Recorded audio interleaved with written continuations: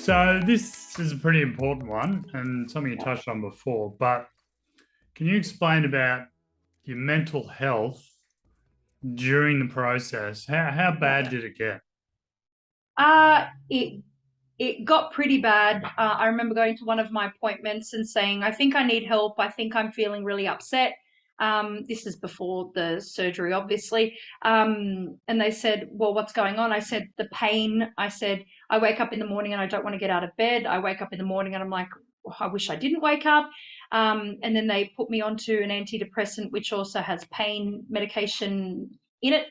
It didn't help because it made me really sleepy, so I had to stop taking that. And then after the surgery, I did have those feelings for a little while, but it was more about this is when the rejection hit. It was like, oh God, is this pain ever going to end? And I went through a really dark stage in my life where I'd be sitting here with the children at the dinner table and just hearing them laugh made me so happy. But inside, I was just like, oh, I don't feel like I can do this. It's just this pain kills me every day. By the end of every day, I have a horrid headache and I can't take my kids to swimming lessons. I can't take them to soccer. Um, and I told my doctors, and that I have the best team. The Westmead Eye Clinic has the best team, and they would step in and they'd say, "Well, we'll organise this for you, and we'll speak to your GP about that." And so I've spoken to a couple of different counsellors, and it does help. And it really having the surgery and having it work really does better your quality of life. Like I said, I can go outside and actually do things now, whereas having severe photophobia and the light feeling like it's stinging and piercing my eye to the point I can't even drive my car Yeah, or walk my children to school 200 meters away was so depressing. yeah, Yeah. yeah. So reflecting on that, what what would you say to yourself in that situation? So if I could say something to myself, I would probably say things are going to get so much better. Things will get better. Once the medication works and does what it has to do, once your body heals, you'll be feeling a lot better. Don't give up. It's not healthy to have these dark thoughts. You've got an amazing support network around you, and I think that's another thing. I do have an amazing support network with my brothers and their wives and my mum, and so yeah, you really do need to kind of build up that little support network around you. So I would also say to myself, don't avoid phone calls, Catherine. Answer when people call you. They want to make sure you're okay. So I did that for a while as well, just avoiding everything. Yeah, and look, it Yeah, because it does get pretty painful. and everyone on a transplant journey, no matter what it is Yeah. going to face challenges. Yeah.